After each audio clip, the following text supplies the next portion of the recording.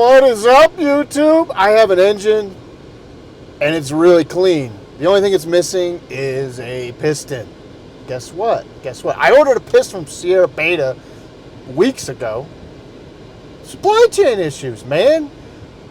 I got a piston sitting in the damn Pacific Ocean waiting to harbor. It's frustrating, man. Great thing is, I live in Colorado, very close to Colorado Springs. What's in Colorado Springs? Slavin's Racing. Slavin's Racing's in Colorado Springs. And I called down there. They have three Vertex Beta 300RR pistons, B-size, in stock.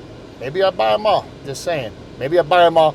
Maybe I hoard them like toilet paper, pandemic style. Let's go visit Jeff Slavin's shop down in Colorado Springs. It's snowing out, man.